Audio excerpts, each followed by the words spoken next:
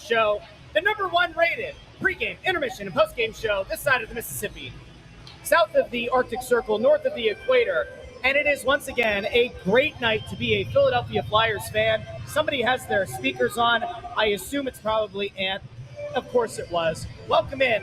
We have a mediator on pregame this evening, an early start for tonight's Flyers game. And that, of course, is none other than a man who many consider the encyclopedia of Flyers history, the most knowledgeable man in the history of the Philadelphia Flyers franchise and media. Thanks, Russ. None other than Bill Meltzer. Bill, welcome to the Press Row Show.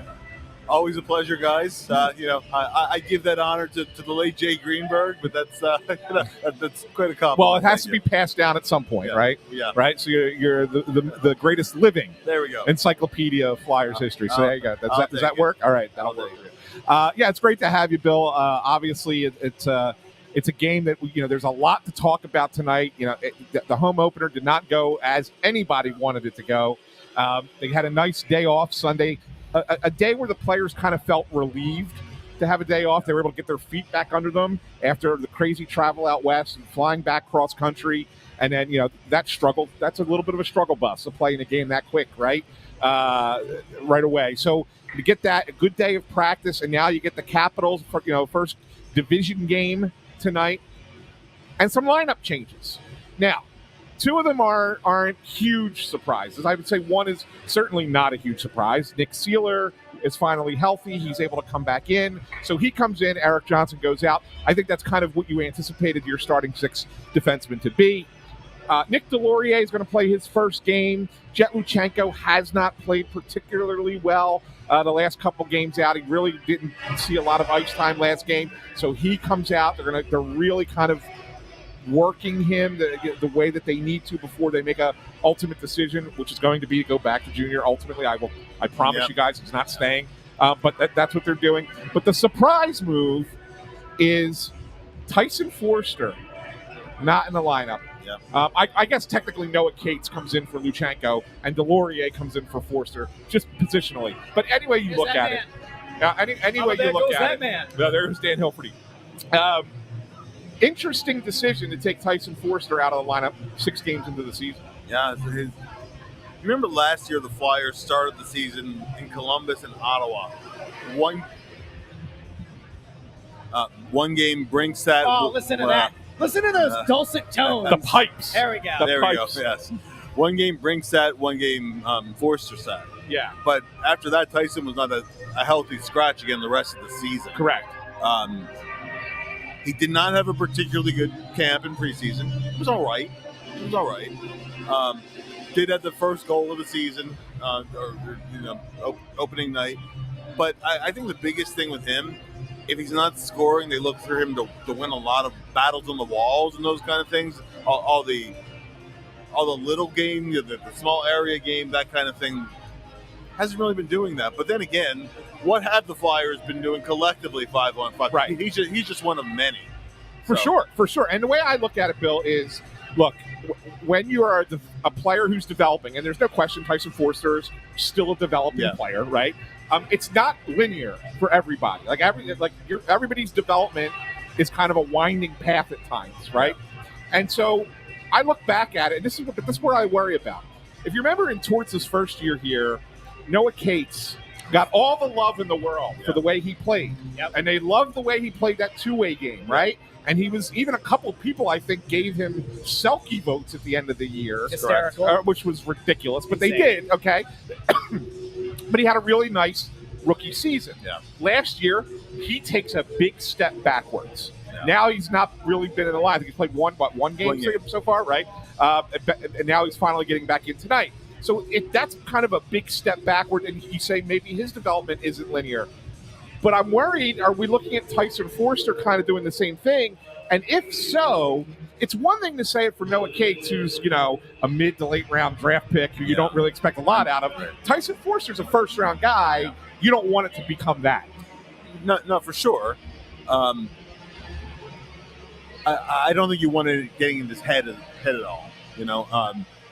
I think one of the big things for Tyson this year is, he had Bundy, by the way. Yeah, he had 20 goals as a rookie last year, but the Flyers were counting on a big jump this year. Right. And if there was one criticism of Forster last year, the two-way game was solid, but his offense would come in little spurts, and then he would go 12, 15 games, with just a couple points in there. They're looking for a jump this year.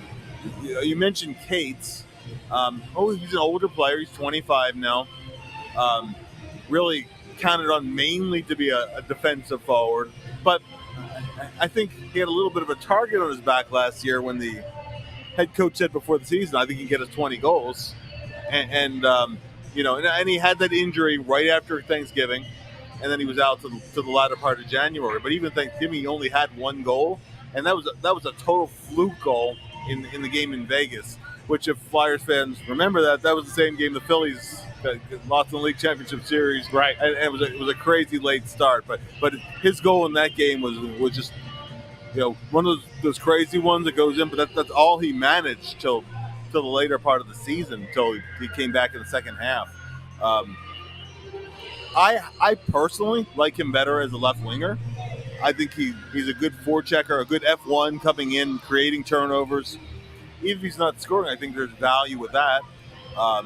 John Tortorella likes him at center. He wants him at center. And with giving Luchenko the 9-game run-up here, that's kind of forced Cates out of the lineup. If and when Luchenko goes back to Guelph, and I agree with you that that's probably coming, then I think Cates comes back into the bottom six. Then the Flyers go back to an issue they had last year. I think that they had and have 4 legitimate NHL centers. The problem being there's a redundancy, and at least 3 of them are bottom six kind of centers, and they don't have a real first line kind of guy. Well, let me actually push back on that notion that the Flyers have 4 centers. Who would you say are the 4 NHL level centers on this team? If Luchenko's gone, who are the 4? I think it's the 4 you had last year. Couturier to me is still an NHL center. Frost is an NHL center, right?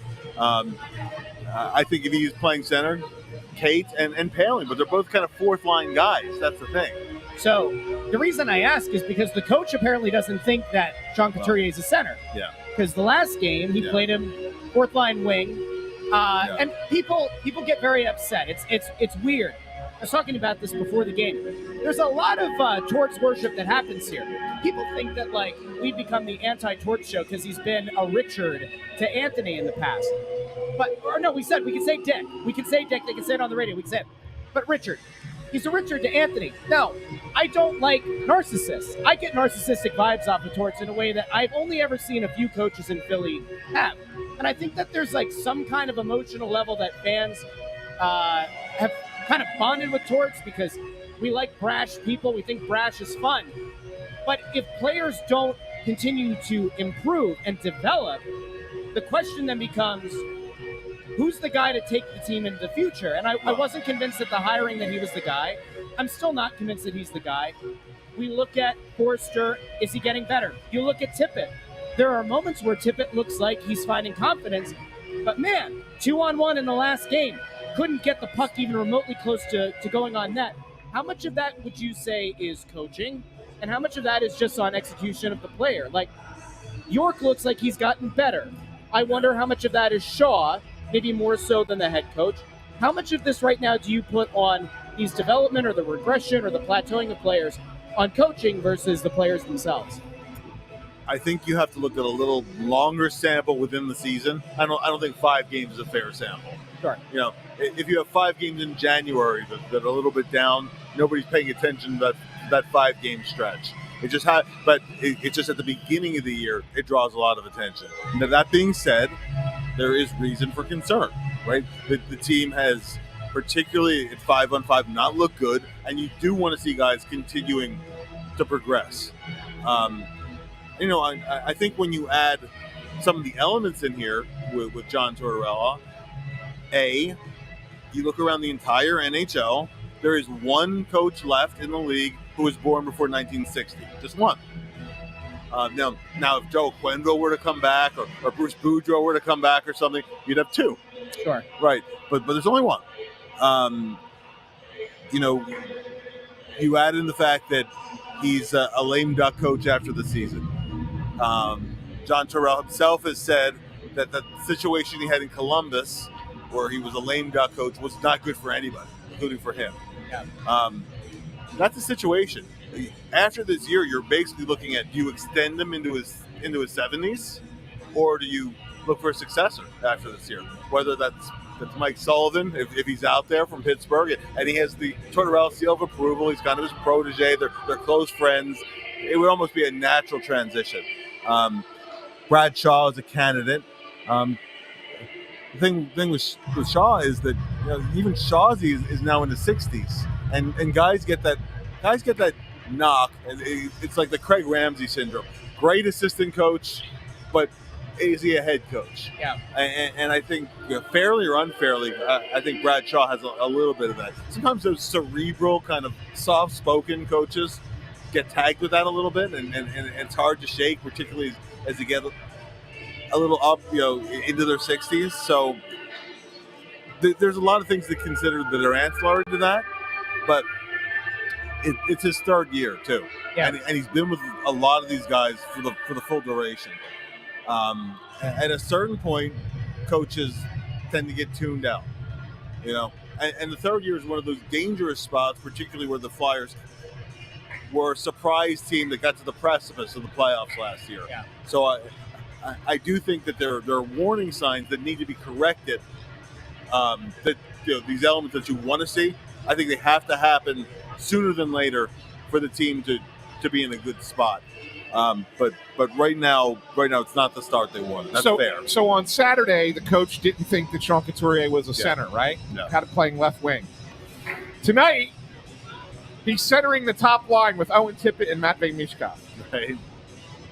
It's interesting. Well, he also played the most minutes, right, of any forward the other night, despite the fact that he started on the fourth line. I think it was the most minutes that he's played this season. I don't think it was of any. I think it was of any. I think it was fourth among the forwards. Yeah. It's interesting, though. I mean, listen, I don't think Couturier looks very good. I don't think that Couturier looks like the guy that we all kind of hope and expect him to be. We have to be fair here. Yeah. And I think that the thing that was maybe more upsetting, it certainly raised a lot of eyebrows. Like, I need people to understand. I even need, like, the Torts loyalists to understand. The decision to put Couturier on the fourth line as a winger in his 800th game at the home opener raised eyebrows across the league. It wasn't just like, oh, these two jamokes were like, what the heck's this? Bundy was just like, what the heck? There were people who are active in the game. There are people who are no longer coaching or front office executives in the game, players. I went on the Morning Cup of Hockey show over on Daily Faceoff. They were kind of beside themselves. That was a hell of a move. Yeah. And I keep wondering, Bill, you mentioned tuning out. Last year, he fired a lot of shots. He tried to galvanize the team. He benched Couturier. It's a move that you make when you're trying to take a team that's middle of the standings and push them to be a cup contender. Yeah. It's not a move that you make when you're trying to get a below-average team into the playoffs. Right. And I do worry that there is an element of tuning out. And I think that's what he did the other night.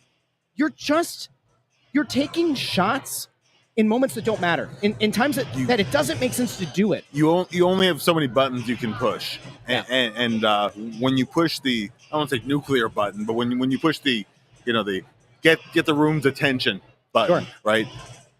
If that doesn't work, then where do you go from there? That can be a concern. This is also a concern. Last year Couturier, if you remember, midway through the season, he was averaging 3 points every 4 games. Yeah. And then he had the core muscle issue, and then he fell off the wall, basically, in the second half of the season. Then had the core muscle surgery in the summer. So now he's had 2 back surgeries and a core muscle surgery. And core muscle surgeries, they're no joke. I mean, right. Players typically take up to a half a season. But that's in his 30s on the heels of two back surgeries. Yep. So it is something that they need to really monitor. And whether it's admitted or not, he was overplayed in the first half last year. Yes. I think the feeling at the time was, well, we're winning and we need him, but it had a negative effect in the second half because I do think he was overplayed and he didn't get back to where he was.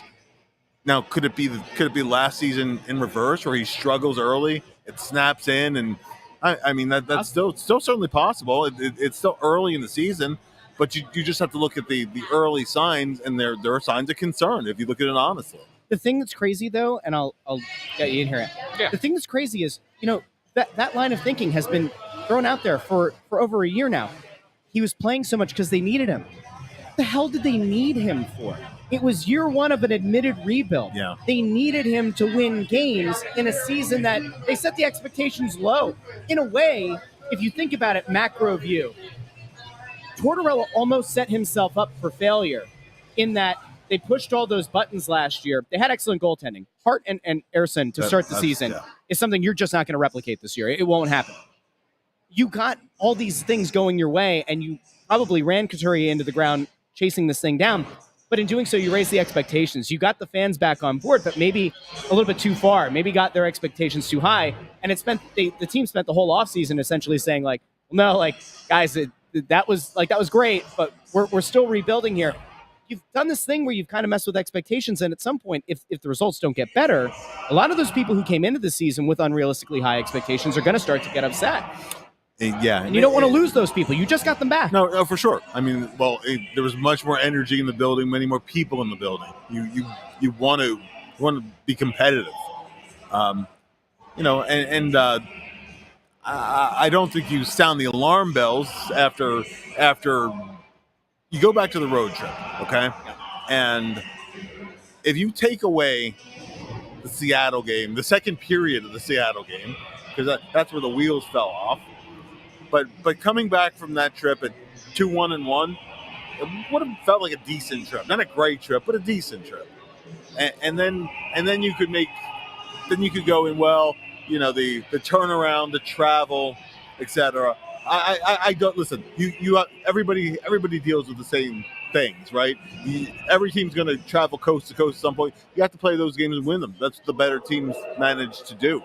But I'm saying, like, if you get off the little better start, then you can excuse a little bit. Bill, you're so right, because if it was they're 1-3-1 right now, if they're 2-2-1 right now, regardless of where the 2 wins were, where the 2 losses were, and where the 1 overtime loss was, if they're 2-2-1 after their first 5 games, everybody's like, hey, all right. Yeah, it's not great, but it's not terrible. Exactly. But they're 1-3-1, and it's like, oh no, panic is set in. Everything's awful. Everything's going away. Look, I think that there are concerns with the team, but they are not concerns that surprise me. I can't say enough to go back and listen to what we said, and I know we didn't do a lot in the summer, but when we talked in the summer. When we did, we said these things. We said we tried to warn people.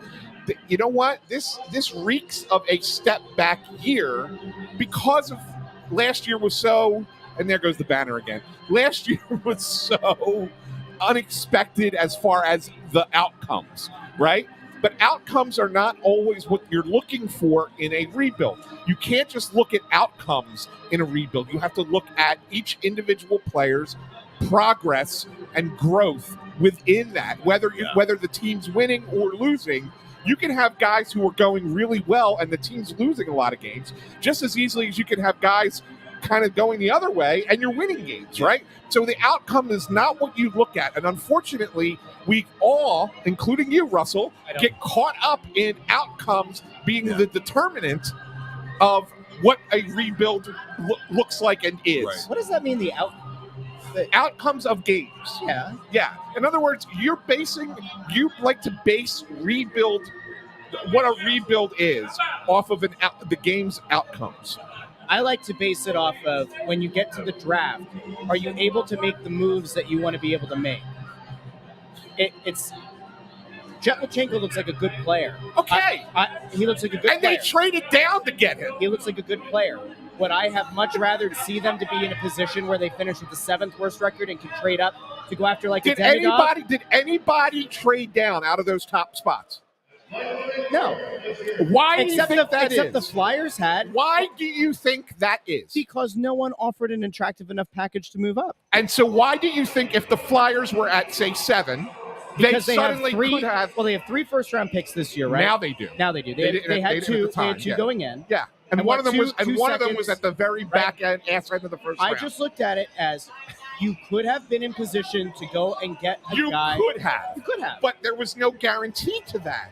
Except the thing is that when you put yourself in purgatory, you hurt your chances of moving But up in the who says lottery. that you're in purgatory? Jet Lacheko might be a good player. We don't know. But who says you're in purgatory? When you just barely miss the playoffs, No, that if you do are it, in hockey purgatory. if you do it repeatedly. No, even in the case of 1 year, when you set the expectations as this is a rebuild. Are the Devils in purgatory? I don't think the Devils are a particularly great team. Are you out of your mind? I don't think they're a great team. They're going to win. I think they have a some real really, chance they have to win some this really division good this players. year. It's either them or the Rangers. But remind win me, this how division did they this year. get their best player? They were bad, but then. But wait a second, they were Russell. bad. They But were wait, bad, or they were last year- purgatory. Last year, they just missed the playoffs. So you don't want to be in hockey They purgatory. already have their and elite. now you have a But chance how to win many the division players again. do they have that you would consider to be elite or elite adjacent? One Or maybe- very good. One, All-star caliber 2? players. How many do the Flyers have?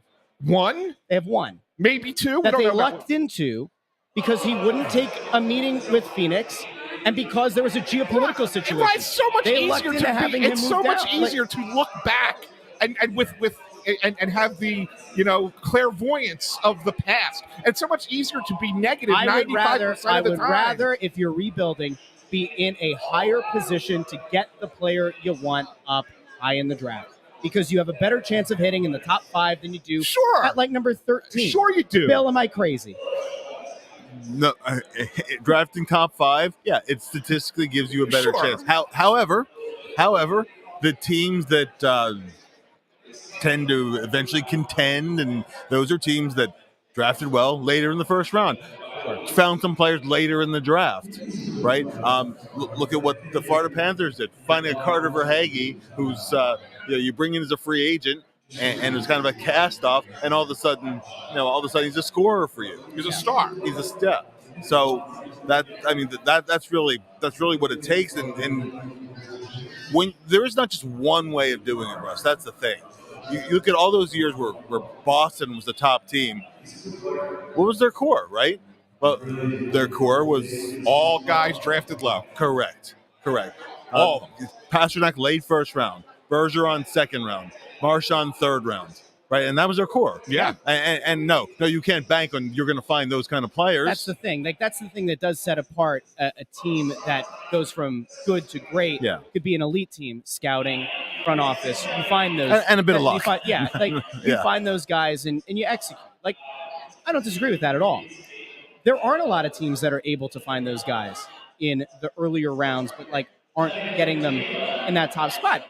I just look at it back to I think a GM gets 3 to 5 years, right? I think if you're a well-liked GM, you have a good relationship with the ownership, you get 3 to 5 years. And in the first year of a rebuild, it's a perfect time to potentially go and get yourself one of those high picks.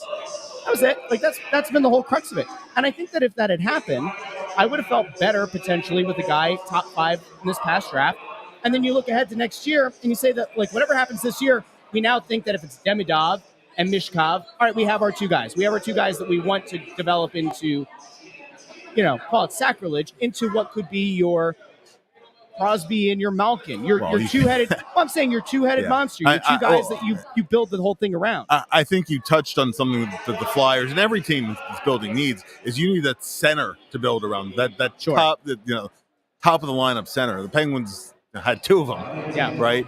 And while it's great to draft a winger who could be a superstar, really, that old thing about building down the middle, it still works. Well, I do want to throw this to you, though. Demidov, we've talked about this on the show. Demidov has actually been quoted as saying he thinks that Mishkov could be a center. Have you seen anything to his game that gives you the indication that Mishkov maybe actually could be that franchise center? Yeah, well, he played a little bit of center in the preseason, the KHL last year. Actually spent most of the preseason at center. Certainly is a playmaking forward. He has all the playmaking skills. He sees the ice the way a center would. So I think he could do it from an offensive standpoint. I don't know that he could handle the defensive side of being a center, and those are pretty heavy defensive responsibilities. That's what my concern would be. I wouldn't expect him to do it this year. Do you think that in another year or two, getting his legs under him, that might be a time that they might experiment. That they experiment with They might it? experiment. Yeah. What? I was just looking to you. Last pregame was mostly you and Kevin Kurz. I feel like this one has been a lot of me and Bill. I'm looking to That's you. all good. Is there anything that you would like to bring up here with Well, Bill, the most knowledgeable man down here? I mean, Bill and I were actually briefly talking about it before we went live, and we touched on this in the press row show on Saturday, and it only got worse on Saturday. Is the lack of scoring at even strength, and even really the amount of goals they're giving up at even strength, just their even strength play all around. How much of that do you really equate to just guys getting off to bad starts, and how much of it do you equate to there's just no cohesion because you're not playing with the same guys game in, game out? Well, certainly the cohesion is a piece. I mean, my goodness, the line juggling is outrageous. Was in game. Yeah. When I do the post-game 5 on the Flyers website, I try to track when there's line juggling, and sometimes there's these two are together for these two shifts, and those two. So if the line stays together, I'll say it. I think that's definitely a piece of it. I think part of it comes to me 3 things, right? One thing is. It was one thing that actually Tortorella himself said, that the team did a lot of their scoring off the rush last year, and Sean Walker was helping trigger breakouts. They don't have Walker anymore and whatnot, but he wanted more grind. So they tried to tweak things a little bit to try to get pucks in, work the puck down low a little bit, and work. So some of that has changed, and they haven't really adapted to it yet. I think that's a piece of it. I think a piece of it is the passing has been really bad. The opportunities to break out and get up ice have been limited. And the other part, too, is that so much of being able to attack is creating turnovers off of your defensive play. And the defensive structure has been a mess. So, listen, I mean, ultimately, if that doesn't get fixed, that is something that a coach has to own, but there's a lot of players who have to play a lot better. 5-on-5, there are guys who are doing well on the power play. Means Cobb being an example. Yeah. He's doing great on the power play, but he's not doing much at 5-on-5. So if that doesn't get better, so much of the game is played at 5-on-5. That's a real concern. It needs to improve immediately. There's another big thing going around right now, and it's the backup goalie. Yep. And I mentioned earlier that goalie play last year far exceeded expectations, but this year, Ivan Fedotov has not taken the step that I think this organization expected him to with a full training camp, a full preseason. How much of a leash do you think they will give him before they potentially look to give Alexei Kolosov, for example, a look at this level? There's a leash if he shows improvement. If he has his next start, whether that's probably tomorrow in Washington or one of the weekend games here, not very long at all if he has another start like the one in Seattle or like his first start, because you can't run with that too long. It's been that bad with him so far. Kolosov is going to get another couple starts, I think, for the Phantoms this weekend. I think that by this time next week, we'll have an answer as to whether Ivan Fedotov is still the backup goalie or he gets waived and Kolosov gets called up. I agree. And I think it's the 2 games that Kolosov plays more than what Fedotov does up here, what Kolosov does down in the AHL. Yeah, and you expect him to be a little bit up and down in the American League, and he has been a little bit. Actually, what I like, not that he gave up 4 goals in the first period on Friday, nobody likes that, but that he didn't give up another goal the rest of the game. He settled in. Yeah, so that tells you something too. But yeah, I mean, there's an opportunity for him if he runs with it. Yeah, and you know what sucks for the Flyers? You know what goes on over there in the KHL? They tell their players that the competition in the American Hockey League is not as good as the KHL. Well, as somebody who watches KHL, the best KHL teams are better than better than the AHL team. Yeah. But the median of the league is sub-AHL. Correct. As a matter of fact. Correct. And so, like, that's part of the issue. And so these players come over and they think, oh, well, I can play in a league that's better than the AHL. I deserve my shot in the NHL. And then it turns out, well, maybe that's not necessarily the case. Yeah. There's a really important bit of news that broke about an hour ago. We didn't bring it up on the show, but I'm going to bring it up on the screen. Scott Lawton Yes. is a dad. There we go. Yes, congratulations. He's married, right? Like, I remember him proposing. His wife's Chloe, yes. His wife, Chloe. Congratulations to them on the birth of Reed Leo Lawton. That's awesome. Right, yes. Is he? Well, he's not playing tonight. He right? is playing. Why the hell is he Yeah, playing? yeah. Go support your wife in the hospital. What are we doing here? Yeah. Well, it's funny. One of those things that He's a pop hockey up player. He's a hockey player. That make you feel old. Remember the draft in Pittsburgh. Yeah. Talked to him after the draft. And his first day of his first development camp. So one of the things you feel old. But congratulations. Absolutely congratulations. I can still remember doing the what was the thing that we used to do down the shore? I keep forgetting the name of the trial on the aisle. We used to do the trial on the aisle. So his first trial on the aisle, he didn't really know what to do like most of the time.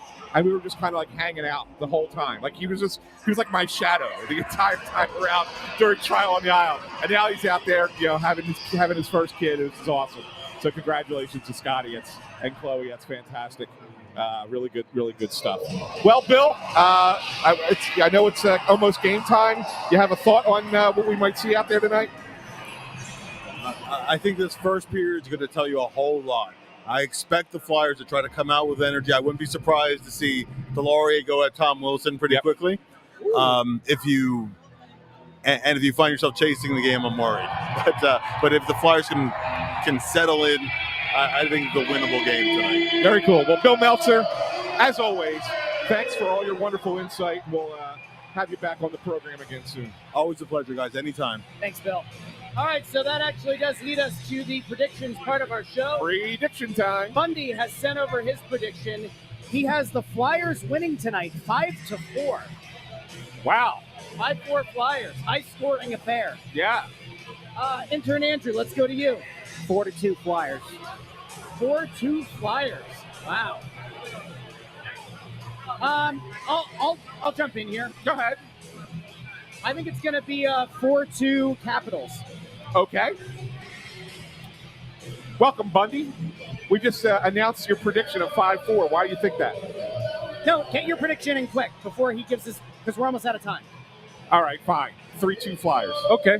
Why do I think that?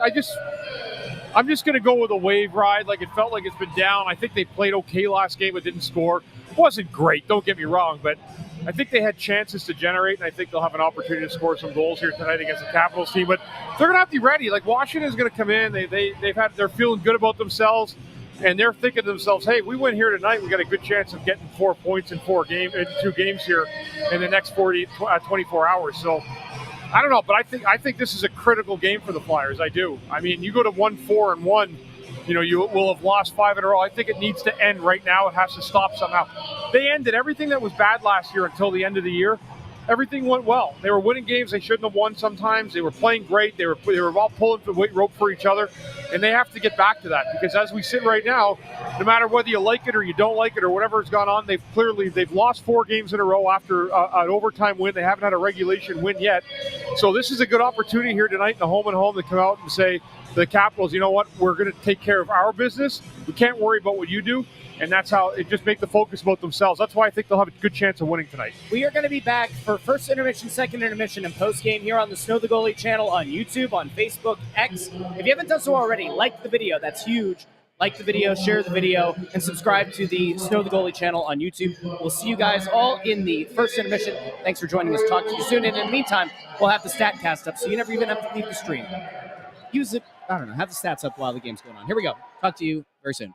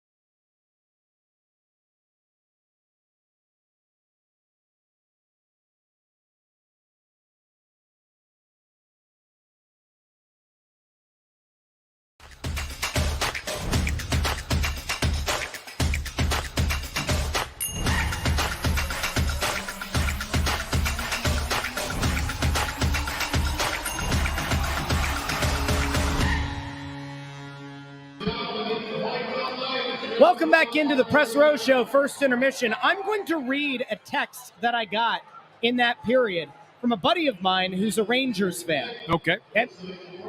Quote, good thing they didn't give up 2 shorthanded goals at home in a period. Otherwise, this would be effing embarrassing. Hey, and here we are. Hey, at least they're even at 5-on-5.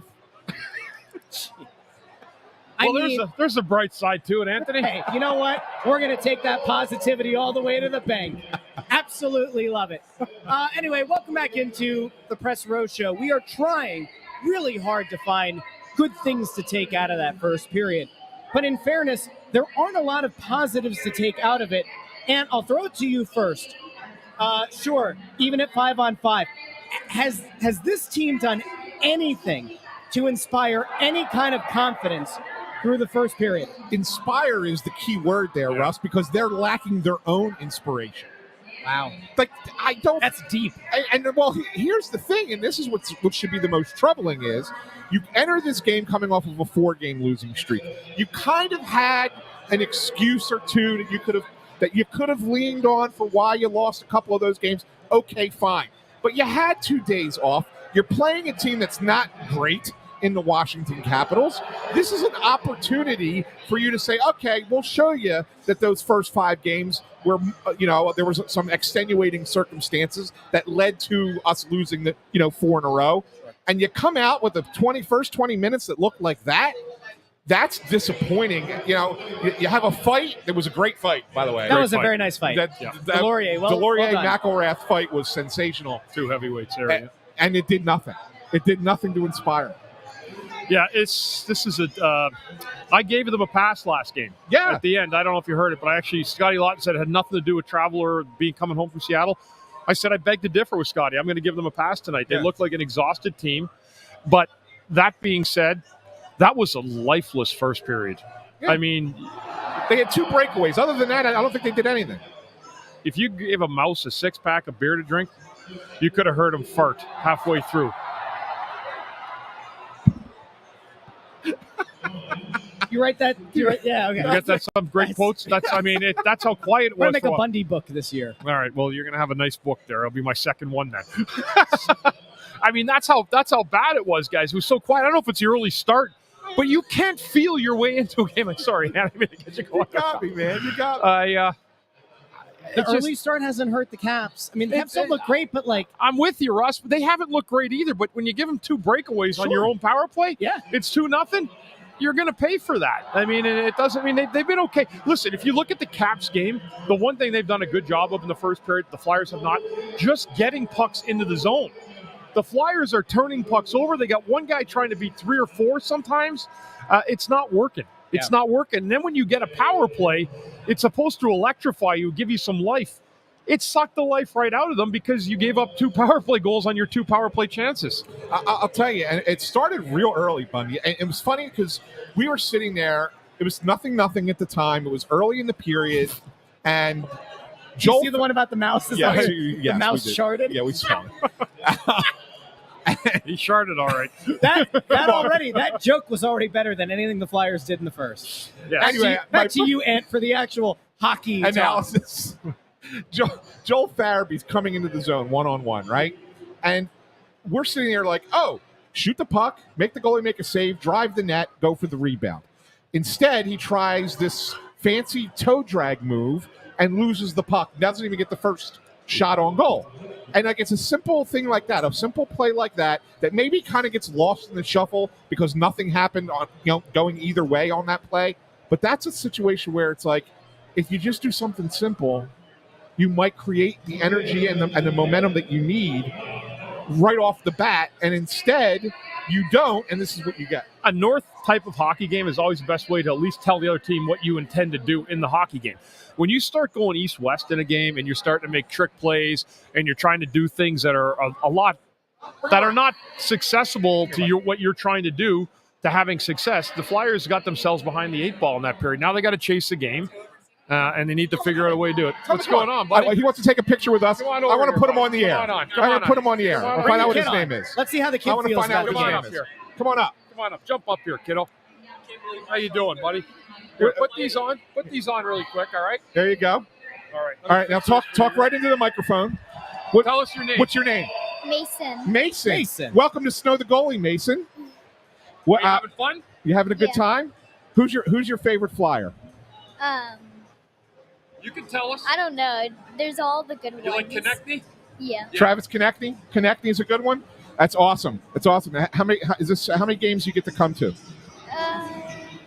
How many ever my dad wants to come. Oh, so your dad is the real fan here, right? You're just hanging out. Yeah. Awesome. So dad brings you to the games, right?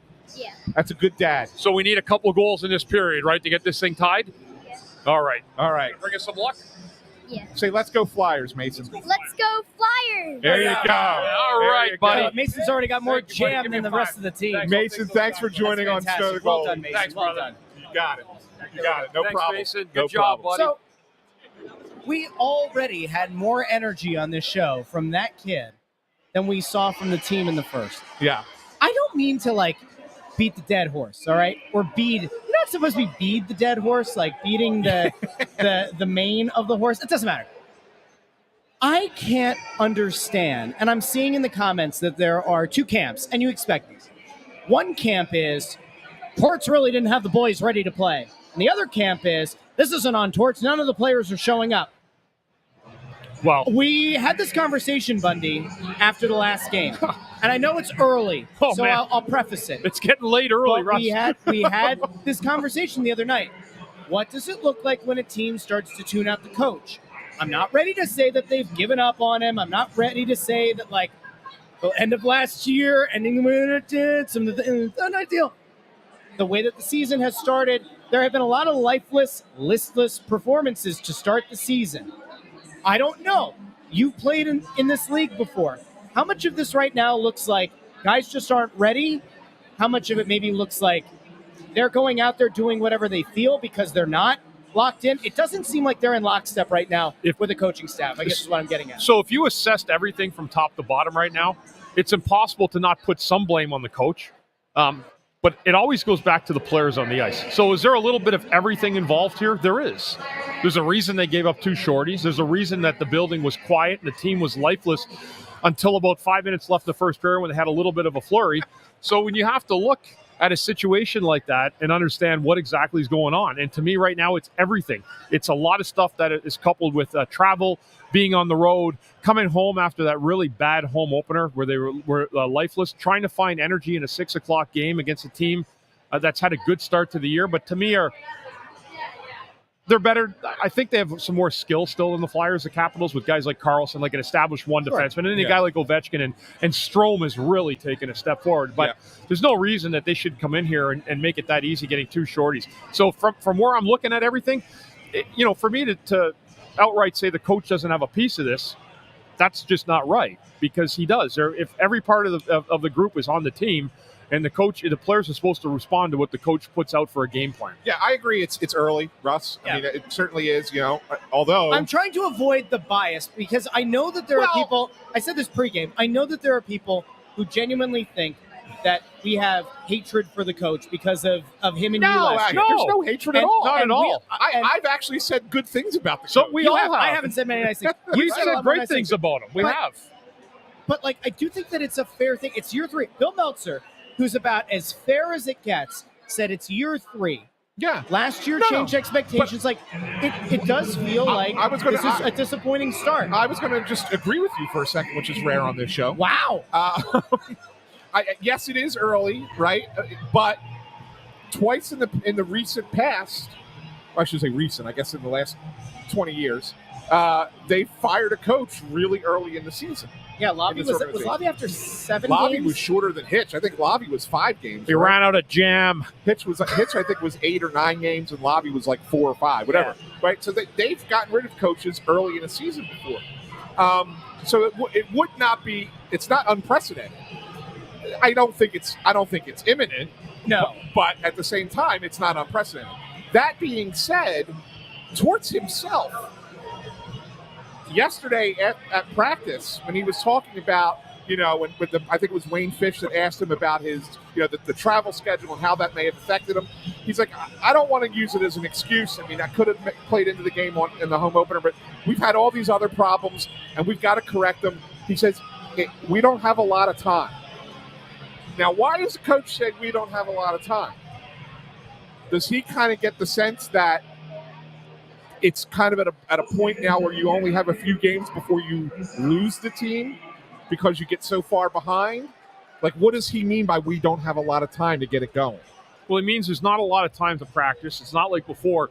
And I think the other thing that's become quite evident with the league, and especially in the last couple of years, it's even though it's a longer 82-game season, it almost feels like a 17-game NFL season where every game is just so important. Now, guys, me and Danny were talking about it before the game tonight as I came in just shooting the breeze. And I said, you remember when we played, like going back years, you could, if you had a good team, you could almost kind of ride a wave into the first 20 games, keep your head above water, win games just because you had talent, because there was some other team that was just bad.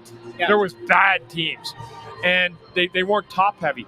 But now every team's kind of the same, right? And if you're not ready to play anybody any night, you can lose that game. So I think, like, if the Flyers fall back in 6, 7, 8 games in the standings under 500, man, that's going to take a lot of work to get back to 500 and above that. I'm going to make a comparison, and I am 100% cognizant of the fact that it is not an apples for apples comparison. However, 2 teams in Philadelphia last season, started really hot, started really well. Now, one had aspirations of winning a title, and one did not. The Eagles and the Flyers both started very well last year. Both benefited from sensational play in the first half of the season. For the Phillies in those conversations, and then in the second half of the season, it fell apart in a massive way. And a lot of people called, including me, called for Nick Sirianni's job after last year. I blame the Phillies. Yeah. Called for Nick Sirianni's job last year, despite the fact that he had taken the team to a Super Bowl. Right. And I get that the Eagles did, or that the Flyers didn't have those expectations last year. I totally get it. But the way that it ended last year, to me, was kind of like, all right, if we think that there's a concern here, that was probably an okay time to cut bait and figure out the next plan. And they seem to like Tortorella in the organization. And I was like, all right, well, maybe he'll just hand it off to Brad Shaw for this season. Like, give him that head coaching opportunity, stay within the organization. I was surprised that he didn't. I'm surprised that he came. Brad Shaw's not 37 years old, Russ. I know, but I'm just saying, like he's had enough chances to be a head coach. Sometimes the coaches like the idea of, handing it off to somebody that's been loyal to them. So, that's not the coach's decision. No, that's the management's but I'm decision. saying if he stays in the organization. Well, I don't know that. I mean, you're giving hypotheticals. Yeah. I'll be honest with you. If the coach was done here and he said, I'm going to get fired, but I want to pass it on to one of these two guys, I'm sorry, but I'd have a management meeting to decide that. Yeah. That's not Sure. his call for anything. I'm just telling you how Yeah. structurally it's going to go. I guess from my standpoint, it's like that's what I thought would have made the most sense. Like if he was going to stay within the organization, that he might prefer trying to hand it off to a Shaw. Again, that doesn't necessarily mean that it's going to work. I would say that we gave Shaw a lot of credit last year for the development of some of the young defensemen. Like we've seen Cam York take actual steps forward. We saw moments last year with Travis Sanheim where it looked like he was starting to trend in the right direction, right? Aruli. Yeah. But again, it's 82 games, Russ. I don't care what you do in 40. I can't care what your bulk of work is through 82 games. It's not always going to be perfect. And I can tell you, man, I had some horrible games every year. Yeah. And that's what happens. That's part of the game. But there's got to be a level of consistency. I remember Bob Clark told me once, when you become a veteran, expect 1 out of every 5 games to not be your best game. That's pretty fair. Yeah. When you think about it. Speaking of, he's in the house tonight. Bob Clark's in the house. Paul Holmgren, Bill Barber. All the gang's all back together again. The band is back. Interesting, though. It is interesting. They're not all usually here together. No, they're not. At the same time. They're all here together. We got to throw it to intern Andrew for his. Is it trivia time? It's the stat of the night. Stat of the night. I got to say my stat. Stat of the night. But before we do, intern Andrew, I got to give you a little criticism. I'm not above criticism. A little criticism. You're giving too much of a platform to our show troll, our favorite show troll. What are you talking about? Evan, you know who our favorite show troll is? I don't.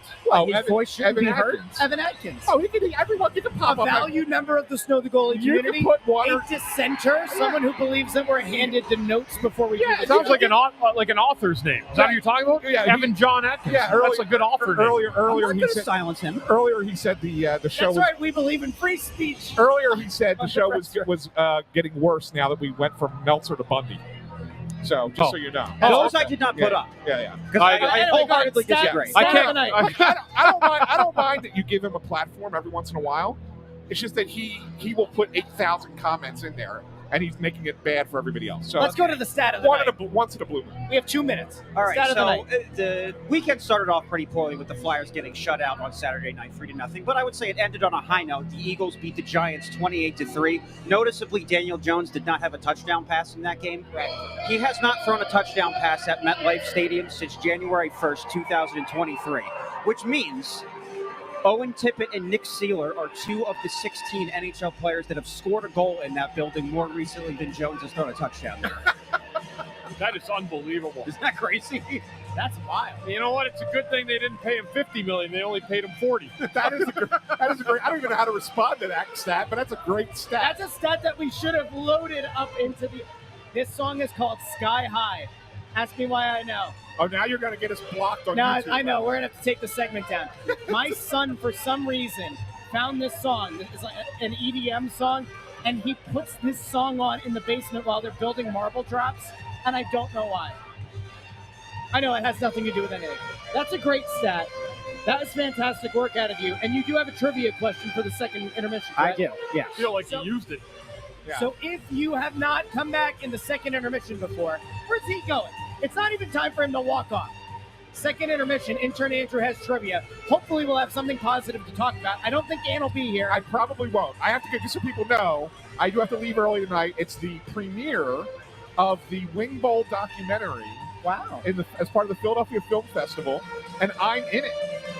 I'm in the documentary, so I have to go be there. I for went the to one of premiere. those once. One of the Wing Bowls, yeah? Once. Once, yeah. I had to work 6 of them. Yeah. Me and Glenn Macnow did a post-Wing Bowl once, and I'm like, what the hell did I just watch? Yeah, I asked myself what I was doing there every year, 6 times. But anyway, so depending on how fast the period goes, you may or may not see me at the second intermission. In fairness, a lot of people watch this show and wonder what the hell they've been watching. We'll see all of you in the second All right. intermission here on the Press Row Show. Talk to you in a second.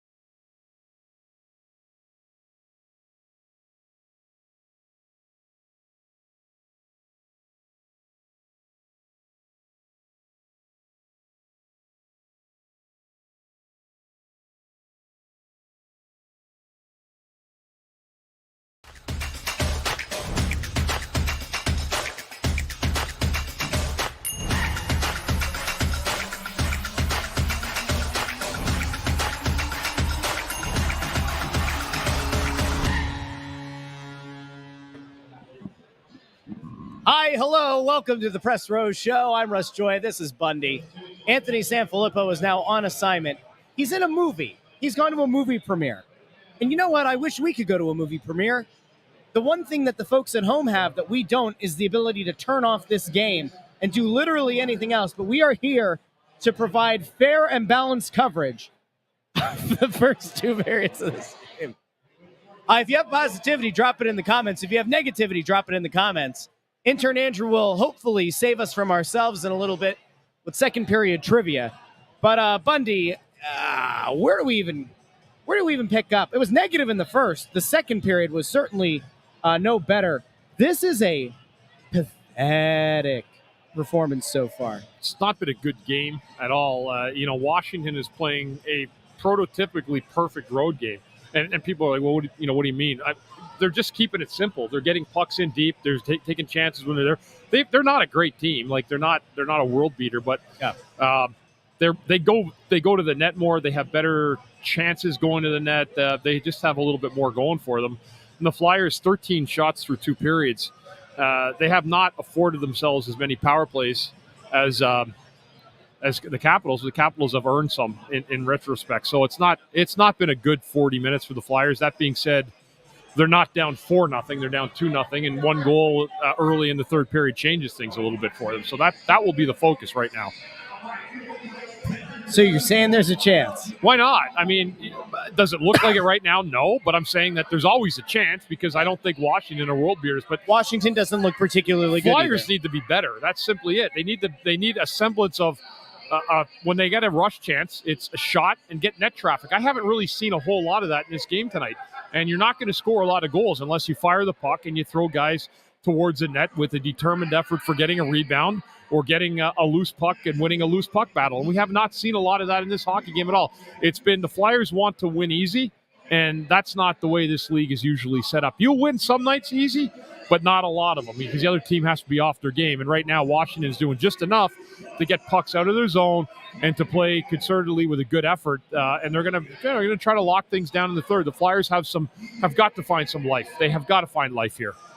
Anthony SanFilippo checks in over on Facebook and says, Russ had more shots at my wedding after party than the Flyers had that period. That is true. That is certainly true. There were a lot of shots at that after party. And you know what the best part was, Bundy? Ant's mom is the one who ordered them all. Really? In that after party. Ant's mom ran over to me and said, do you want tequila? And I said, you know what? Sure, that sounds great. And she kept bringing it. I actually kind of wish that Ant's mom was here tonight to go over into the Snow the Goalie Sportsbook to the bar and get me a few. This is not. We have to be fair. We know that this isn't a good team. And the more that we see this unfold, the more that you're like, all right, this is what last year was supposed to be. The great goaltending, the buying into Torts and everything in year two kind of lifted this team's spirit and got them in games that they probably didn't belong competing in, got them a few wins they maybe wouldn't have otherwise gotten. But this is the kind of performance we expected last year. It's just not a very talented team. You're absolutely right. When we said last year that we thought that this would be the way last year went, they didn't. They surprised us. They surprised a lot of teams and good teams. Found ways to win some really big games, and they did it with effort and keeping things simple. That's what works. It was. They did it last year. Now, I know every year is different. You're not going to recreate a single year like as it was the year before. But listen, they didn't make the playoffs last year. The wheels came off late, and they're still off. They are. There's a chemistry issue right now. That's not being unfair to everybody. They can't figure out what they're doing right now, and they need to get more practice time for that to happen. That being said, they just need one goal early in this game to change the look of this hockey game. I see a comment from Andrew Jacobson saying that Torts called out Coots on national TV. I'd love to know what the comment was. Andrew, if you can find it, or if people in the comments could let us know. I don't know if that was that a pregame thing? Did it just happen? Where was that? I'm sorry. I don't know. It's right here. Andrew Jacobson says the head coach called out Coots on national TV. I'd love to know what that was, if it did happen. We don't like to speculate without having seen or heard. I don't know anything about that. So if someone can elaborate, please do. But I haven't seen or heard anything about that. So what? I feel like I know the joke is always, what can the Flyers do in the first 5 minutes? Let's not even talk about that. to me, this is about salvaging something tonight. It's not even about going for the win. You know, you talked about get an early goal and try to get this thing straightened back out. I think they just need to show some kind of energy, some kind of passion, some kind of something. Like right now, it just looks like a bunch of guys going through the motions. There's one thing you can always do in a game of hockey. You can compete. When there's a loose puck, you can strap on those boots, get your stick rolling, your arms getting ready to go, and get in the battle and win that puck battle. It's as much your chance to win the puck as it is the other team. And there's no reason in a 50-50 battle that you can't come out with pucks sometimes. You're not always going to because the other guy's competing too. But I haven't seen a lot of second efforts, third efforts in this hockey game that add up at the end to create a win. Those are the things we saw last year early. Second, third efforts, good saves, good goaltending, good system plays. And we have not seen that at this point. We got a little bit of context here. He wasn't saying Couturier by name. He was saying that he wasn't happy with the center. Somebody said that he wasn't happy with Mishkov's line, and so he's going to move Paling in there. I don't know. Well, I like at some point you almost run out of things to talk about with it. There's not a single guy on the ice tonight that I've said, you know what, at least they've gotten a positive contribution from X. Like, I haven't seen it. You know, maybe you can make the case that in goal, you gave up two shorties. How much of that you put on the goalie, questionable. Well, they're two breakaways. Yeah. The one thing that this team can't afford, like in the midst of everything else that's going on, the one thing that this team can't afford is to have Sam Ersson fall apart. I'm not saying that's happening tonight. Again, two shorties. We don't necessarily fault him. He needs to continue to play well. He needs to ultimately look like a number one or a 1B. That part of this is huge. You can deal with a backup goalie not looking good in the case of Fedotov. Ersson has to look good. He's been okay. This Caps team, I think on any given night, like if this Caps team were putting in this performance against most of the teams in the league, they would currently be losing 2-3-0. They would. It's just the way that the Flyers have matched the Caps are off to a good start too. They're 3-1. They had a big win against the Devils on Saturday night, an overtime game. They had a lead in, but they gave up the lead in that game. So there's some hope for looking at the Flyers. The Flyers have had chances, but they're not capitalizing on them. And there's not enough, as someone just said, there's not first effort. Why bother about second and third? You have to start somewhere. And that's the one thing in hockey you can control is your emotion and the way you compete on the ice. So that's where my hope is in the third period to get something going. Washington is not good enough to shut a team out, but they've sure looked pretty darn good through 40 minutes. The number one question that everyone has at this point, the best kept secret in Philadelphia, I saw somebody tweet, is what the Flyers goal song is. We're a game and 2 periods through. The Flyers have yet to score. We don't know what the goal song is. Oh, that's right. Yeah, so I guess we'll find out. I wish I remember who it was that tweeted it out because I would give them credit. But you know what? I'm going to give somebody credit here, somebody who deserves to have a little bit of love, a little bit of credit, a little bit of they should play our Flash attention. Dance. What a feeling. We're going to bring intern Andrew on because it is now time for trivia time with intern Andrew. And in fairness, this is the thing that we need probably more than oxygen tonight. This is the thing we need more than life itself. Intern Andrew, how are you? I'm good. I mean, the question's good. I don't know if it's going to save the night, but I need it to save the night. Can you please make it save the night? Well, you know my feelings on the Washington Capitals. You hate the Capitals. So right now I'm that meme, like the straight up not having a good time right now. Yeah. So I would say what? We need some music for I love that Anthony has all these ideas when he's not here. Is he texting while driving?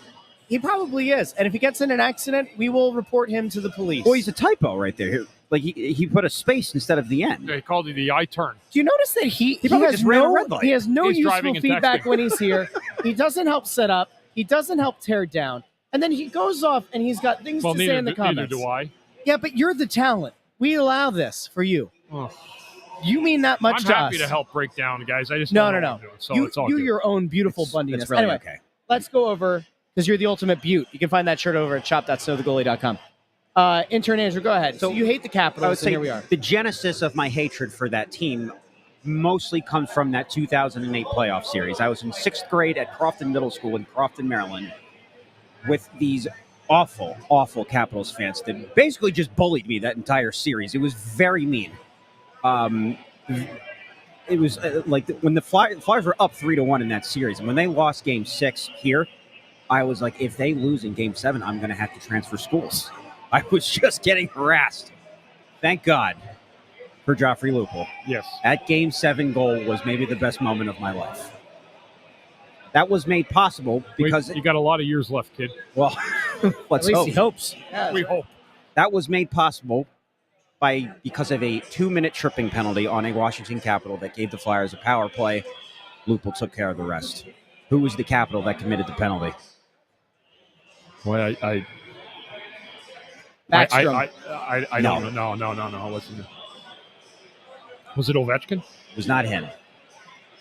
I'll narrow it down for you. Defenseman. Pride and joy of Worcester, Massachusetts. I just looked up today. I don't know. Can we have a hint? Can I buy a vowel? You want I'd like to buy an O. There are 2 O's. First and last name have an O. Wait, first name and last name. So it's American it's defenseman. It's an O in the first name and an O in the second in the last name. Okay. Correct. Bob. Tom. Tom Wilson. It's not Tom Wilson.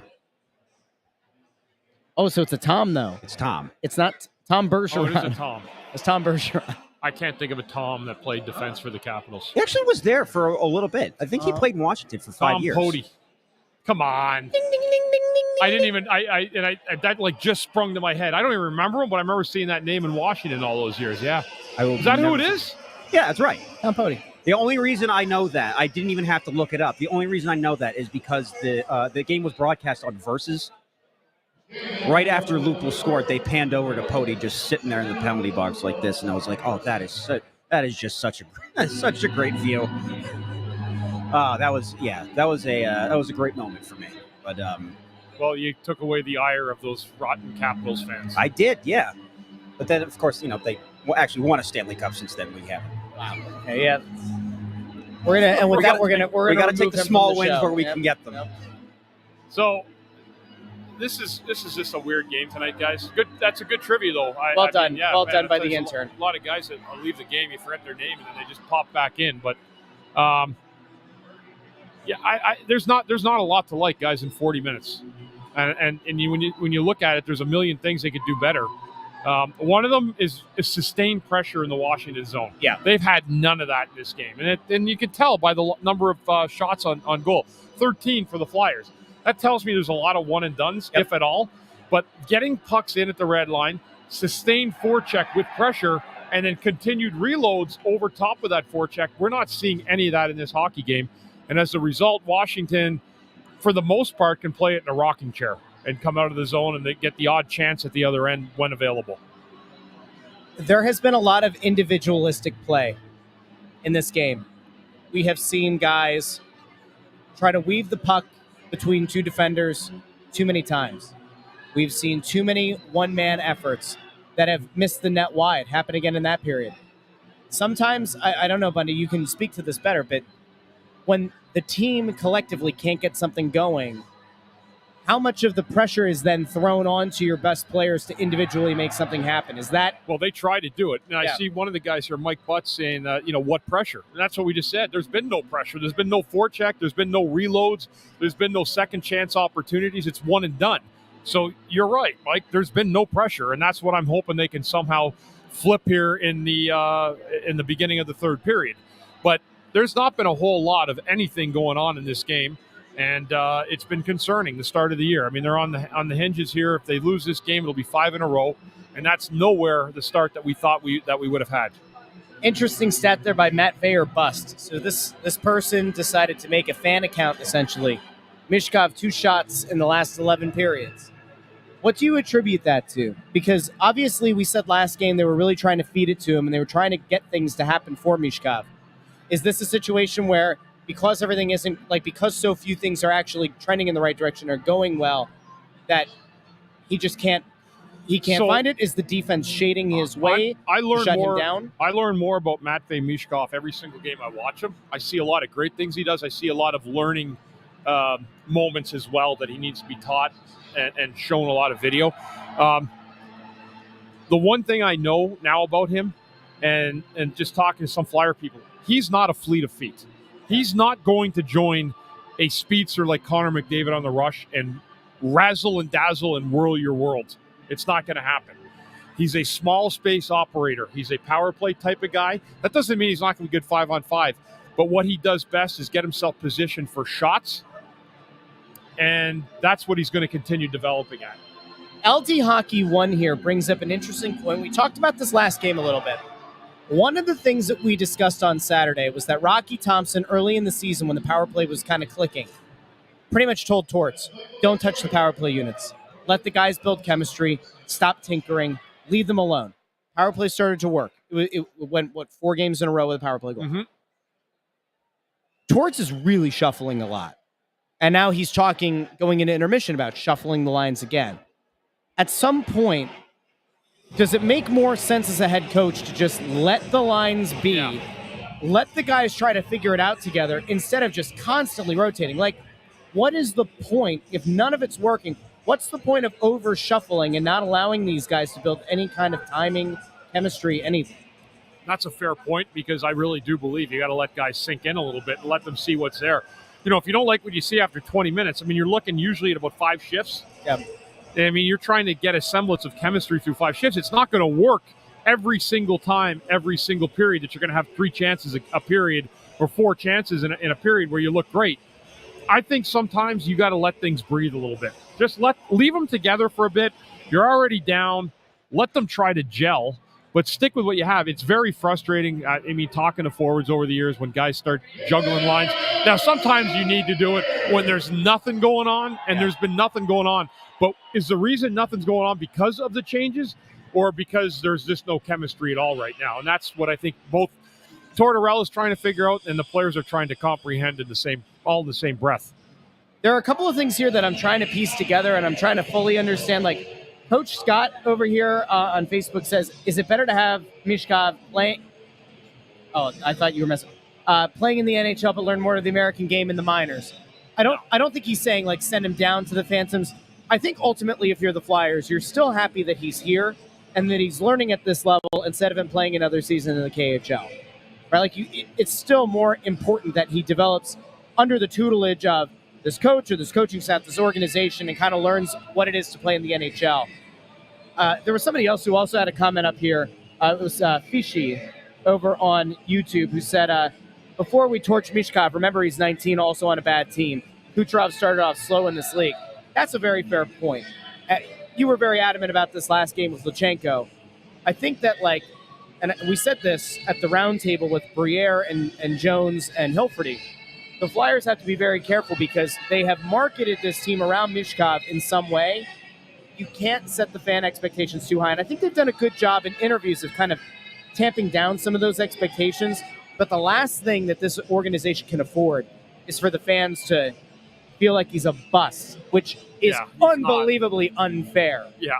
You have to keep things in perspective. It's okay to be frustrated with the team and frustrated that they're probably going to lose 5 straight. But, like, don't turn the ire on the kid. Well, it's not over yet. Let's see what happens. Just give them a chance in this third period to try to get, like, to right themselves. Yeah. And if they can't, we'll move on, and they got another game tomorrow night, and they'll have to deal with that. But this is important right now, the third period. And you know what they need, Russ, here in the third period? What's that? They need a good forecheck early. Get 1 goal the first 5 to 7 minutes. You make Washington think about it. And that's the truth. But they can't give up another one in turn. You have to find a way to get the first goal in the third period. We will be back post-game. No matter what happens, no matter if you turn the game off or not, we will be here post-game. Make sure you come back on the Snow the Goalie YouTube channel. Like the video. Seriously, like the video now. Like the video, share the video with other Flyers fans, and come back for the group therapy that will be the post-game. Win, lose, or those are your only 2 options. We will talk to all of you post-game here on the Press Row Show. Talk soon.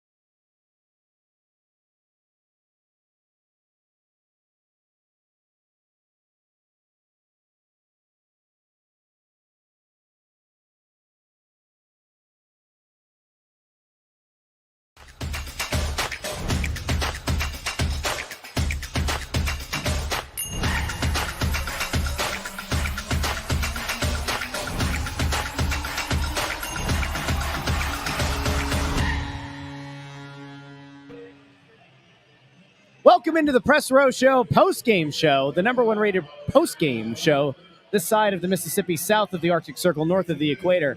The Flyers have now played 2 games at home. I'm not exactly sure they know they've actually played a game at home, as they, once again, no-show on home ice.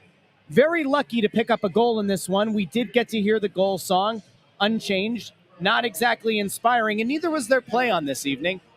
1 goal in 2 games at home. Outshot 29-18 tonight. I think the final score was actually not even indicative of how dominant of a performance it was. And Washington didn't even play a particularly good game. This is Bundy, intern Andrew over there. Anthony on assignment for postgame. Bundy, your thoughts in the immediate aftermath? Really, really rough night. And, they did exactly what we said they needed to do, right? If you get a goal early, go out and take advantage of it and then get back in the game. They scored a goal. They get scored back right on about a minute or 2 later. And they went away again. Like, you have to believe in what you're doing, that it's going to be okay, that you're going to follow a semblance of a system. But it was 2-1. They got the early goal in the third, and they disappeared as soon as Washington got kind of a cheap one, redirection in. That's not how you play. And I understand the fans' frustration. I understand the people that are watching this show, how frustrated they're. Because tonight it looked, from watching up here, it was a lackluster performance. Yeah. There wasn't a lot of second efforts. There wasn't a lot of anything good out here in this game. And as a result, you lose 4-1 to a team that isn't better than you, and you sure made them look like they were world beaters tonight. Now, you've got to get those blades on again, less than 24 hours now, and go out and play the same team again that just dominated you on home ice. So the Flyers right now are up against it. A situation right now where they've lost 5 in a row, and I'm telling you, tomorrow night becomes easily the biggest game of the year. This early in the year, it's a humongous game. They cannot fall too far back out of it. Well, on a positive note, we expect that tomorrow in net will be Ivan Fedotov, who's gone off to a rip-roaring good start. Oh, wait, he hasn't. What are the odds that Torts goes back to Ayrton tomorrow? I don't know. I think it's... You have to assume on the second half of back-to-back you're gonna switch it up in net, but if you want to give yourself the best chance to win, it's still probably it's still Ayrton. Getting a sense, and I haven't heard this directly, that there's a sense of concern from the game in Seattle the other night. Yeah, with Fedotov. Yeah, so I mean, they're definitely. I think they're definitely wondering what's going on, if there's another gear to his game. Yeah, and he's going to have to show it if he starts tomorrow night. I mean, the Flyers, honest to God, I know it's getting late early here, but they desperately need 2 points. They really do. As we said. Every game is like an NFL game now. And I say, just allude to the NFL because they only play 17 games. And when I say that, the 82 games now, I mean, when you look at the standings at the end of the year, you got 5 teams vying for that last playoff spot, last 2 spots. As we saw last year, the Capitals had to beat the Flyers last game of the year to get in and had to have a lot of other things happen in that game. There's all kinds of weird scenarios. So I'm telling you, the points early in the year, they're as important as those games that you win or don't win at the end of the year. And the Flyers got to figure this out quickly. I think the coach alluded to something along those lines, like, we don't have a lot of time here. And I don't know what that means, but my attitude when I hear someone say, well, this team doesn't have a lot of time, it means you don't have a lot of time for practice, and you don't have a lot of time to make up and come back in games, because you can't fall far out of the standings, or you're going to wind up in one of the worst spots you can in the conference. Right now, the Flyers are dead last in the Eastern Conference. It's good if your team rebuild and team lottery. It's bad if your team... Let's see them build off of the momentum that they had in the first half of last year, or at least hope for a bounce back after a dismal end to the season. We've not seen that. Now, we have to be fair, because the post-game show, there's always a mix, and we drop it in the podcast feed, and we don't include pregame in the intermissions. So sometimes we end up going back to things that we talked about earlier in the game. There is a legitimate concern, at least from my vantage point, that the way this team is playing is not one that is a cohesive unit, and is not one that everyone is playing for each other, and that they're playing for this coach the way that they did in the first half of last year. They're not finishing checks. They're not playing a physical brand. You have Nick Delorier in the game early. They concede a goal. Yeah. Delorier goes out, tries to get everybody started with a big fight, which is, great if you're into that kind of thing. But I'd much rather just see the team go out and put together an actual goal. But the Delorier thing, that didn't work. They didn't do a particularly good job of getting anything. No response to the fight at all, which was interesting. Response. They were down 1-0. Delorier went right out to McElrath, who's a big, tough customer too, and they went at it. It was a good, tough fight. something that you should respond to your bench, and they didn't at all. They disappeared. I can't explain the lack of energy and lack of effort. And I don't want to say that's usually because this is a team and players that we saw a lot of great efforts from last year. They were in spots they shouldn't have been. They found a way to win games. That's not happened this year. And as we said, as Anthony said last period, we thought maybe what's happened this year would be what would happen last year. Yeah. And they surprised everybody and they proved everybody wrong. I remember Danny said, it's not going to be up to us. What happens, it's going to be up to the players. They'll have a decision in this, how they compete and how they play. And not once inside the first 20 games last year did we see a performance like we did here tonight or Saturday against the Vancouver Canucks, where the Flyers were simply lackluster and out of energy and out of effort. We are going to give, and I see Rob Greeley here with the Lawton -4, Zamula -3. Yikes. We're going to give Lawton a pass tonight. Lawton became a dad. Yeah, okay. So we are going to give, if there's one guy on the team that we're going to give a pass to tonight, he didn't have a particularly great game, Scott Lawton. But he and his wife just had a baby. And they made the announcement an hour before the puck dropped. So that was a really great moment. So we're going to give Scott Lawton the benefit of that tonight. I'm actually surprised that he played. No. You play. I know if they get you to the building, you'll play. Yeah. But it wasn't a great game. Here's the thing. It's easy in a moment like this to start to dive into the negativity. And my friends, we can dive into negativity. This can be group therapy. We actually just got a super chat, so we'll go over to that right now. Rory says, not trading TK will haunt the Flyers for 6 years. Average player who just yaps. Mishkov needs a center with similar hockey IQ. Flyers simply don't have it. Well, the Konechny contract, we did talk about this in the offseason. My one critique of this team in the front office going back to last year is it feels like a lot of half measures. And at some point, you have to make a commitment one way or the other. They kept Scott Lawton yet again, who other teams were interested in, who they could have gotten draft capital for. They chose not to. They extended Nick Seeler. They extended Travis Konechny to a big contract. They have given out deals to Paling, to Hathaway. They give these contracts out. And for all the thing about culture, for as much emphasis as Tortorella has put on culture since being here, that performance tonight doesn't look like a culture that is permeating its way through a locker room and is playing out the way that it should. This team should, at the very least, even though they're not a very talented team, should at least look competitive. Tonight, they didn't even have that. Okay, we're what are we, 6 games in? Yeah. Everybody needs to take a deep breath. I'm seeing stuff here for tank for Hagens, all this kind of stuff. Everybody just settle down, all right? Because there's no guarantee you can tank and lose 82 games. There's still no guarantee you're going to get that player because of the lottery, right? So I don't like that. And there's a lot of negativity right now. I understand that, but it's early in the year. There's a lot of things that have to happen. A lot of things have not happened.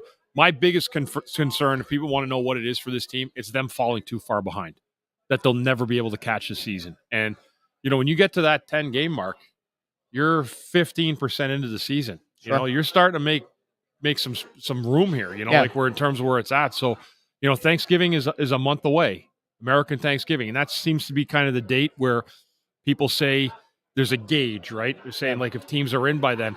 I don't believe those stats quite like I did before, like it was 15 or 20 years ago, because I always felt there was bottom feeders that were just going to simply sink at the end of the year. But I think it's different now, and that's why these games are just so absolutely important. Like they're mind-bogglingly important right now, because if you don't find a way to be in this at Thanksgiving, you're going to chase the season. I guess the question ultimately does come down to, is that really the worst thing in the world? I think that ultimately, if this team in year 2 of a rebuild is pretty far out of it, it's not a bad thing, but it's about how you get there. Again, you can field a team that isn't very talented, that goes out and does try to win every night, but you're effectively fielding a team that has no chance of winning. You could still work on culture. You can still work 100%. on... That was part of it last year, Russ. They had a culture. Exactly. And so that's why, to me, it's like, if this team looked competitive in these last 5 losses, I'd say, okay, the things that you're working toward are still there. But they haven't looked good. These 2 games at home especially, they have looked dreadful. And they've looked uninspired. And that, to me, is a legitimate red flag. And I think that it's fair to look at it and feel like there are maybe some things that are worth being, concerned about. Now, Ryan A. sent us a super chat in Canadian money. Bundy, can you do the conversion there? $6.99 Canadian. What is that? What does that come out to? It's about $1.19 US. Nobody ever mentions how many. Ryan A, I love you anyway, but I don't care what that averages out to. Thanks very much. You didn't Thank have you, to Ryan. do that. That is very kind of you. We're going to answer your question, my friend. Nobody ever mentions how many mistakes Carter Hart covered up. Ersson is nowhere near that level. They went downhill when he left. We have talked about that. We talked about it in the offseason. We talked about it in the beginning of the season. We've talked about it both press row shows, especially during pregame. We talked about it with Bill Meltzer before the game tonight.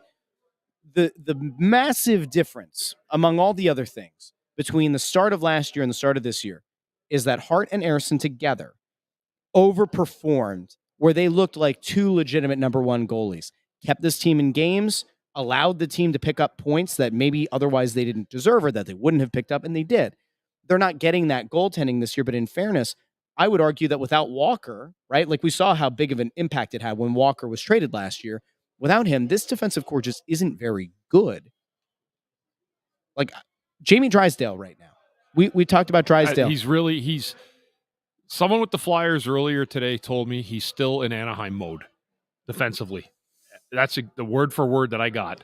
And I know people are going to jump on it. What do you mean that? Yeah, well, no, like actually, no. But what I'm elaborate telling you, on that a little I'm bit. going to tell you what it means. He was with a crappy team since he was 18. He got drafted 6th overall, right? They played him right away.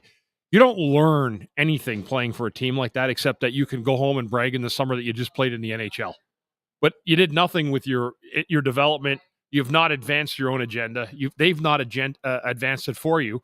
So when the trade came out last year and they had a malcontent here, they felt that they wanted the Flyers end up getting a good person off the ice, which is important, but they felt that they were getting a number one power play guy. And I still believe that's where they're at with him.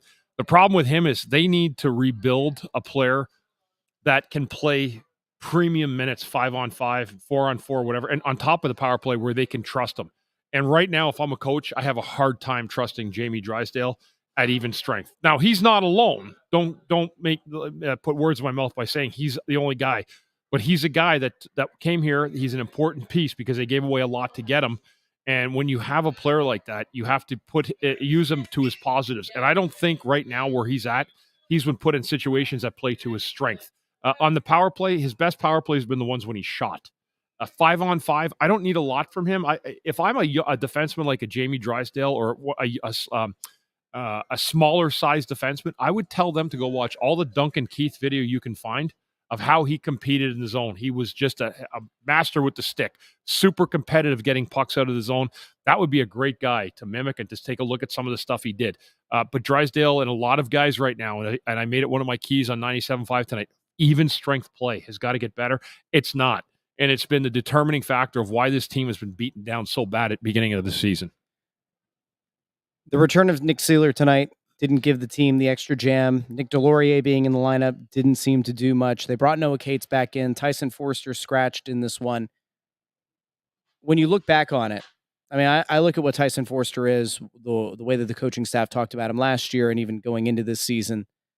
To me, again, like I know that I go back to the word rebuild a lot, but should Tyson Forster have been scratched in this game? Like, was there anything that makes it like you could have scratched 8 guys in this game tonight? And Torts had his reason for scratching Forster, and we'll see if he can light a fire under him tomorrow night. He'll be back in the lineup tomorrow night. There's absolutely he'll be back in. You'd have to think so. I mean, there's a lot of things you could probably change and try to tweak on the train down to DC tonight. But the Flyers, I mean, the first thing they can control is their compete level. And anything in a positive note in that would be anything better than we've seen so far. I mean, you can control what you do and your effort out there. Tonight was listless. Like, that is a terrible game to watch, and rightly so. We see the frustration by the fans. You can't whitewash a game like this. You can't make it go away. It sticks out like a sore thumb, and the fans, unfortunately, as the first game of this slate tonight on ESPN, got a first-hand look at what was a really rough night for the Flyers. Yeah, it was just there. The unfortunate thing is you can't really take much of a positive out of this. I guess if you wanted to, Matvei Michkov picks up an assist on the Sanheim goal. He's got 5 points in 6 games. That's it. Like, that's legitimately, if you're looking for a positive to come out of it, if you're like an ultimate, Michkov truther, like, there you go. That's the one good thing you take out of it. But the thing, and you mentioned a little bit earlier, the Flyers get that goal to start the period, and then immediately I mean, like within 30 seconds of game time, gave it right back. Right away. It's not even like they didn't even allow themselves to kind of feel like they're back in the game because they immediately gave it back. If you're John Tortorella and you're looking at the lineup between last night and tomorrow, are you looking to switch things up again? I mean, we probably expect that Forster is going to be back in. Maybe Delorier's out, or maybe they pull Noah Cates out. Maybe Fedotov is in net. Does it almost benefit them to make those switches? Like, does it benefit Torts to just leave the lines alone? We talked about this during the intermission shows for the people who were listening in postgame and didn't join us for this. He did so much shuffling of the lines tonight, and he's been doing it now through 6 games. It's like, at some point, let the lines alone. Let the guys figure it out together. I don't know how you build any kind of cohesion. You can't get any chemistry unless you let things grow together, and then they sometimes will disassemble themselves. But you have to let it get to that point. You can't just go out and say, oh, there's no chemistry here. We got to change all the lines after one period. You got to sometimes let it just roll through and let guys get to learn each other or get to know them. As we said before, I've said it many times, he likes to work in pairs for forwards and then put a third guy on. But he hasn't found the chemistry in those pairs yet. And that's frustrating, I think, in a sense. But at some point, you just got to play your lines, get an idea of what you want to put in every night, and just let them play. Just let them play hockey. Yeah.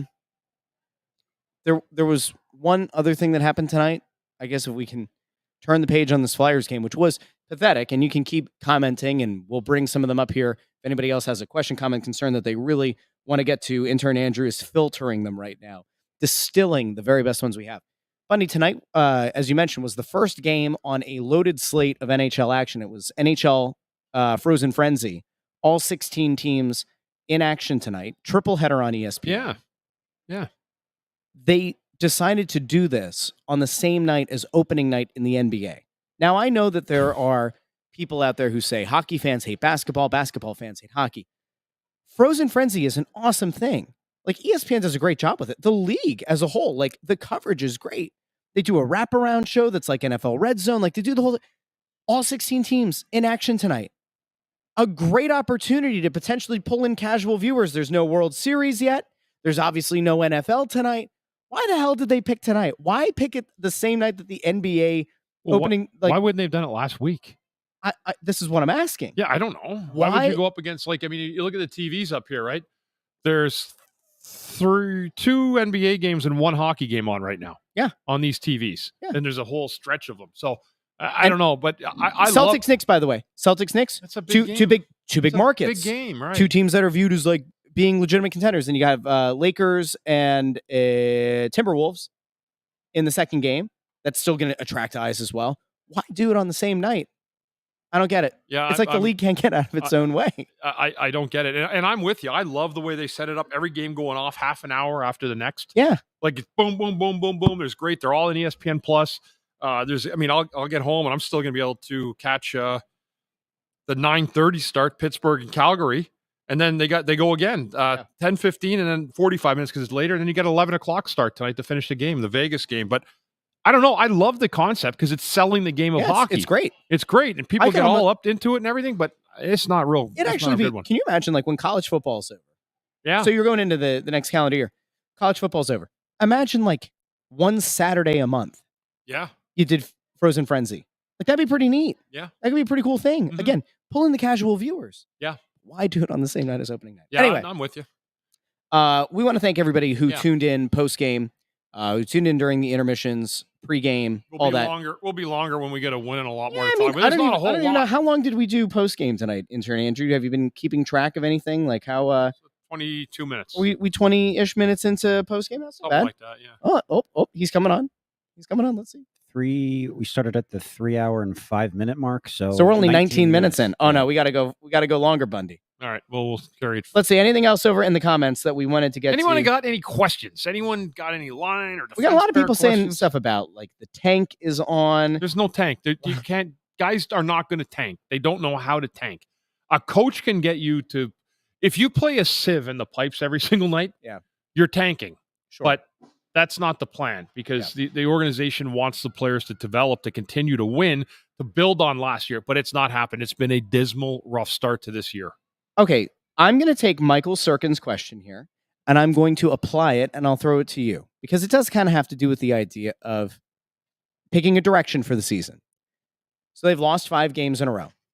If this gets to 8, 9, their annual 10-game losing streak to start a season, I'm not sure that they're going to fire Tortorella. I think that they still think so highly of him within the organization that it seems very hard to imagine that they'd fire him. Aside Russ from Gretzky got traded I'm just saying, like in the 80s. Listen. If they get to 10 straight losses, then I think it's an actual conversation.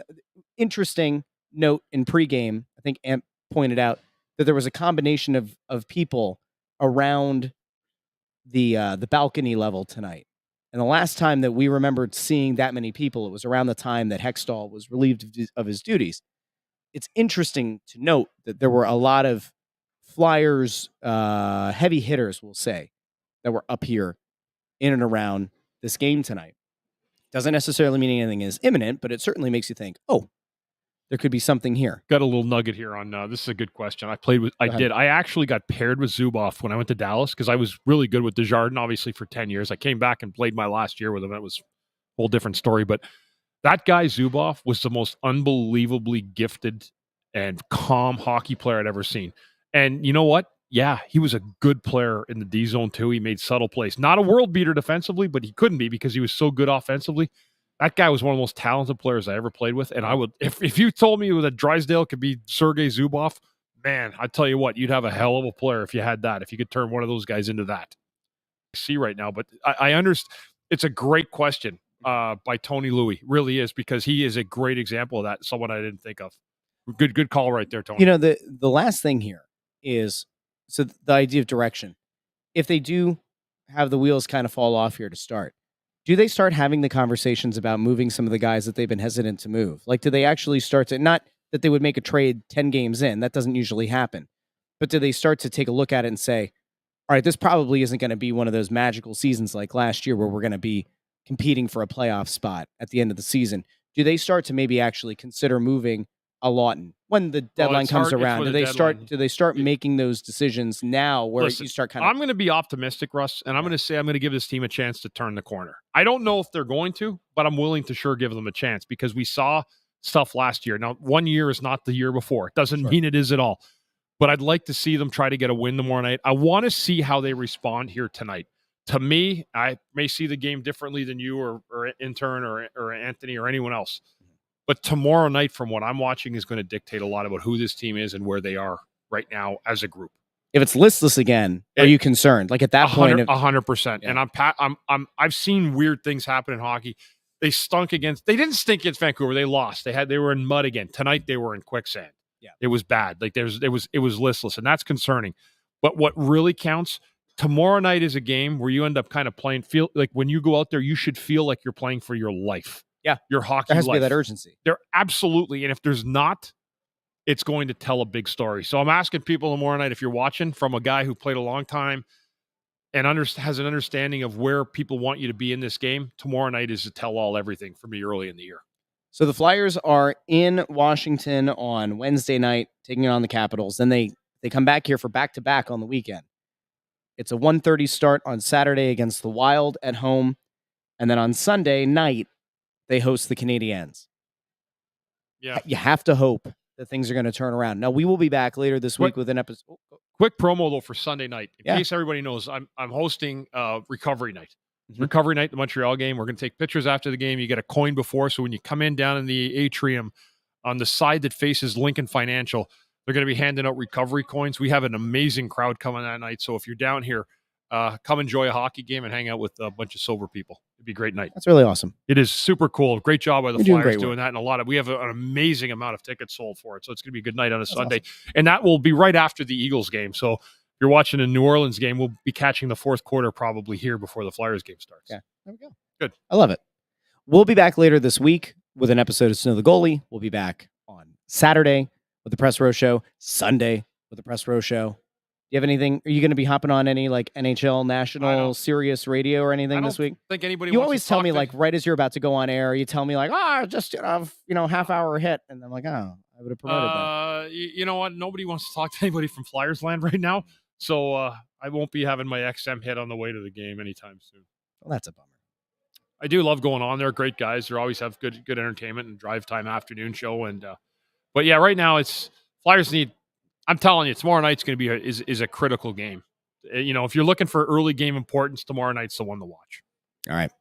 I guess that's time to wrap. And Good night, everybody. Andrew, thank you for doing the work on the board. Bundy, thank you. Everybody out there. Pappy Schmears is a funny guy. Is he? The beers are half price. I've Which is- recovered it. which is- I got to laugh at stuff like that. What am I going to do with that, right? Don't What put it up. cover? Don't What put it what up. do I have? Like, what? That's, Don't put that up there. Jesus. It's sakes. mean. It's funny, but it's mean. that's awful. Anyway, we will be back later this week. If you want to, you can join me tomorrow morning, 8:30 a.m. over on my YouTube show. We'll break this down. We'll talk about the Flyers. God help us. God help us. If this losing streak extends beyond tomorrow, and we come back here on Saturday, and we're looking at 6 straight with a chance of 8 straight by the end of Sunday night. I may have lost my appetite for alcohol, but I didn't lose my appetite for laughing at a really bad joke. There you go. All right, and on that, it's time for us to end. Thank you so much for watching, maybe even listening in the podcast feed. If you haven't Thanks done for so the already, laugh, guys. hit that like button, subscribe to the YouTube channel, share this with all your friends, your family. Let them know about Snow the Goalie and the Press Row Show. We will talk to all of you later this week. Have a good night, everybody.